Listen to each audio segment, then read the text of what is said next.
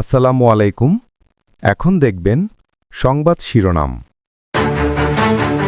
নির্বাচন ঘিরে মাঠে যৌথ বাহিনীর টহল জোরদার, বিশৃঙ্খলাকারীদের ছাড় নয়, 12 তারিখ সবাইকে নির্ভয়ে কেন্দ্রে যাওয়ার আহ্বান।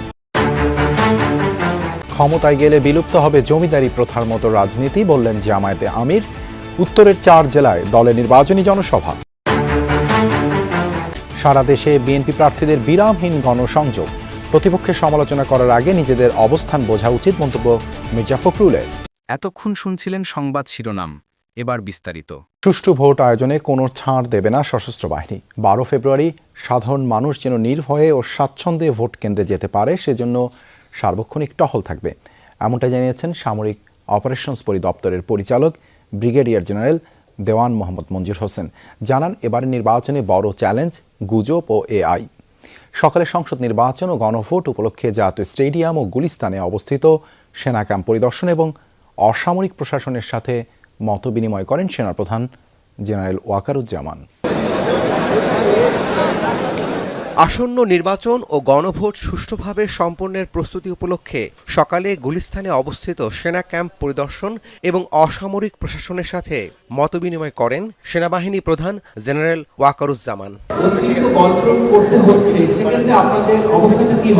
পরে ইন-এইড টু সিভিল পাওয়ারের আওতায় নিয়োজিত সেনাবাহিনীর কার্যক্রম সম্পর্কে প্রেস ব্রিফিং করেন সেনাবাহিনীর সামরিক অপারেশনস পরিদপ্তরের পরিচালক।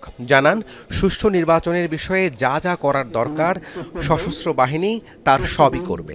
বাংলাদেশ সেনাবাহিনীকে, ইনফ্যাক্ট সশস্ত্র বাহিনীকে ভোট কেন্দ্রের আগিনা পর্যন্ত যাওয়ার অনুমতি দেওয়া হয়েছে, যেটা পূর্ববর্তী নির্বাচনগুলোতে ছিল না। এবার নিরাপত্তার বিষয়টা যাতে তারা নির্বিঘ্নে যাতে ভোট কেন্দ্রে যেতে পারে, সেই কথাকে মাথায় রেখে সম্মানিত সেনাবাহিনী প্রধান আমাদের ন্যূনতম প্রয়োজনীয় সেনা সদস্যকে রেখে বাকি সকল সেনা সদস্যকে উনি নিয়োগ করেছেন এই সুষ্ঠু ইলেকশন করার জন্য।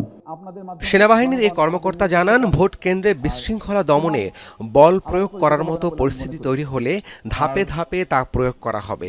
ভোটের আগে পরে থ্রেট আছে কিনা এই প্রশ্নে জানান, অ্যাসেসমেন্ট করেই সেনা মোতায়েন করা হয়েছে। যদি সত্যি সত্যি কোনো ক্ষেত্রে অতিরিক্ত বল প্রয়োগের প্রয়োজন হয়, তাহলে রুলস অফ এনগেজমেন্টে যে ক্রমান্বয়ে ধারা দেওয়া আছে, যে ক্রমান্বয়ে বল প্রয়োগের মাত্রা বৃদ্ধির একটা প্রক্রিয়া আছে, সেটা অনুসরণ করে প্রয়োজনীয় ব্যবস্থা গ্রহণ করা হবে।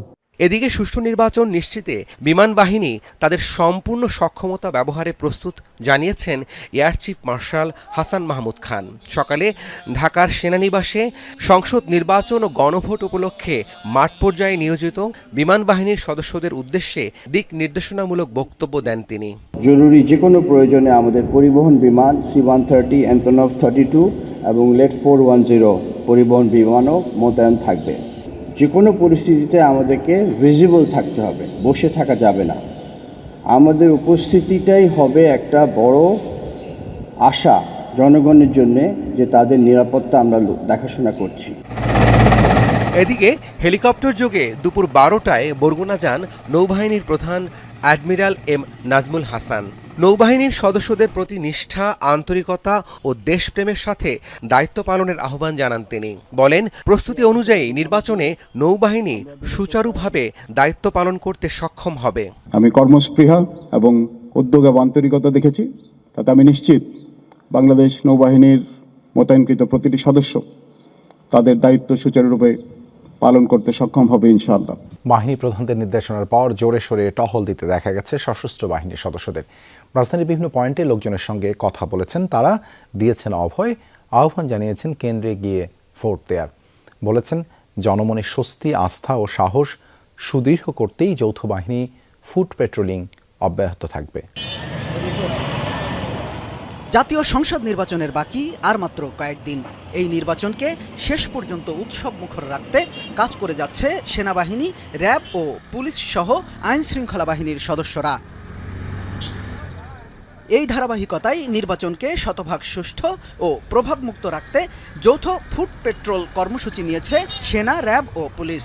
এই কর্মসূচির আওতায় মোহাম্মদপুর বেড়িবাঁধ 3 রাস্তা মোড় থেকে ঢাকা 13 আসনের বিভিন্ন সড়ক প্রদক্ষিণ করেন।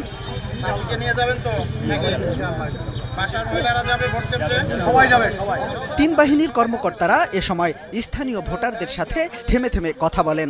আসন্ন নির্বাচনে কোনো হুমকি আছে কিনা জানতে চান ভোটারদের কাছে। ভয়হীনভাবে ভোট কেন্দ্রে গিয়ে উৎসবমুখর পরিবেশে ভোট দেওয়ার আহ্বান জানান তারা। এদিকে আসন্ন নির্বাচনে জনমনে স্বস্তি ও আস্থা তৈরিতে রাজধানীর বিভিন্ন এলাকায় চেকপোস্ট স্থাপন করা হয়েছে। রাজধানীতে যে কোনো ধরনের অনাকাঙ্ক্ষিত ঘটনা প্রতিরোধে এসব চেকপোস্টে তল্লাশি চালানো হবে।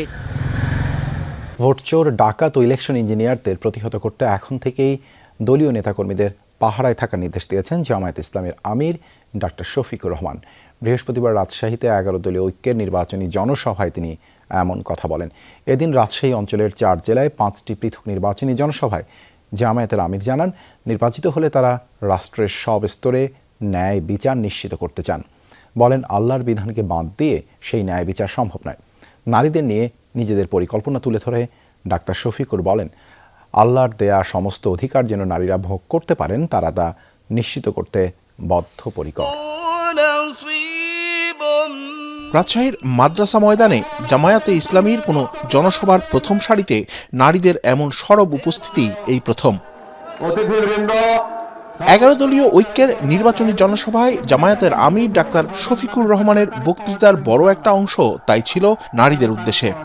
আমার মা, আমার স্ত্রী, আমার বোন, আমার মেয়ে, তারা পাবে নিরাপত্তা এবং মর্যাদা। আল্লাহর দেওয়া সমস্ত অধিকার তারা এখানে নিঃসংকোচে ভোগ করবে। দেশের সব মানুষকে নিয়ে ন্যায় বিচার প্রতিষ্ঠার আকাঙ্ক্ষা ব্যক্ত করে ডাক্তার শফিকুর বলেন, আল্লাহর বিধান মানলেই কেবল তা সম্ভব। বিরোধী রাজনৈতিক দলগুলোর দিকে ইঙ্গিত করে তিনি বলেন, পরিবারতন্ত্র কিংবা বংশানুক্রমিক রাজনীতি এদেশে আর চলবে না। যাদের অতীতেও খাসলত খারাপ ছিল, এখনো যারা লোভ সামলাইতে পারেনি, সেই বিড়ালের হাতে গুস্ত পাহারা দেওয়ার দায়িত্ব দিবেন। এদিন বেলা 11টায় রাজশাহী অঞ্চলে জামায়াত আমিরের নির্বাচনী সফর শুরু হয় নওগাঁর এটি মাঠ থেকে। এরপর একে একে চাঁপাইনবাবগঞ্জ, গোদাগাড়ী, রাজশাহী ও নাটোরে নির্বাচনী জনসভায় অংশ নেন তিনি। এ সময় তিনি উত্তরবঙ্গকে কৃষির রাজধানী হিসেবে গড়ে তোলা সহ আঞ্চলিক উন্নয়নে নানা প্রতিশ্রুতি দেন।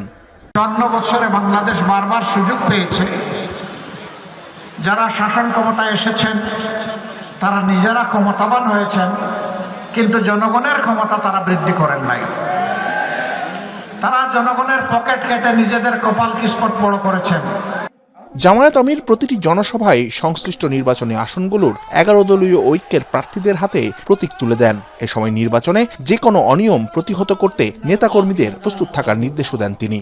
আজকের দরজায় সত্য এসে কড়া নেড়ে বলছে, সত্য এসে গেছে, মিথ্যা পালিয়ে যাচ্ছে। জামায়াত আমিরের পাশাপাশি দলটির একাধিক কেন্দ্রীয় ও স্থানীয় নেতা এবং ঐক্যের শরিক এনসিপি ও জাকপার কেন্দ্রীয় 2 নেতা জনসভাগুলোতে বক্তৃতা করেন। তারা এসে বলছেন, আমরা আছি সত্যের। শিবলী নোমান,